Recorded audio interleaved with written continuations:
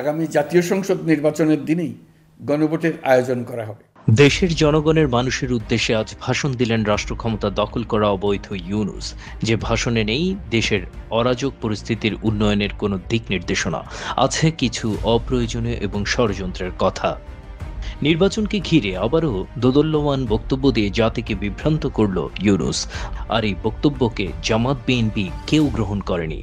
রাষ্ট্রপতির অর্ডিন্যান্স জারির ক্ষমতা আছে, আমাদের সংবিধান অনুসারে আদেশ জারির কোনো ক্ষমতা নেই। প্রেসিডেন্ট অর্ডার এটা একটা ইতিহাস।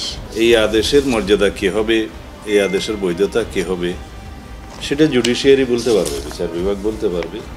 অর্থাৎ এটার আইনি বৈধতা কতটুকু আছে সেটা নিয়ে এখনো প্রশ্ন আছে। সামনের দিনে জামাতের পছন্দ মতো নির্বাচন না করলে ইউনূসের বাসভবনের সামনে লাগাতার অবস্থান কর্মসূচি পালন করার ঘোষণা দেয় জামাত। গণভোট প্রসঙ্গে জনগণের যে অভিপ্রায় এবং গণ দাবিকে উপেক্ষা করে একই দিনে জাতীয় নির্বাচন এবং গণভোটের ঘোষণা দিয়েছে। আমরা এখানে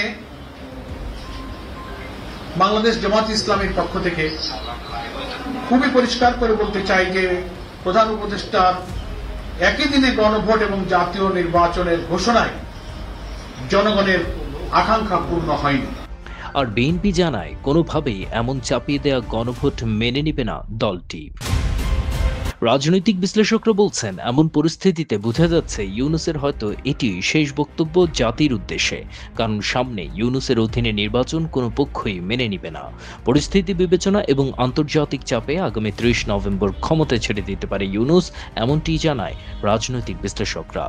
ডেস্ক রিপোর্ট, বিবাংলা.net।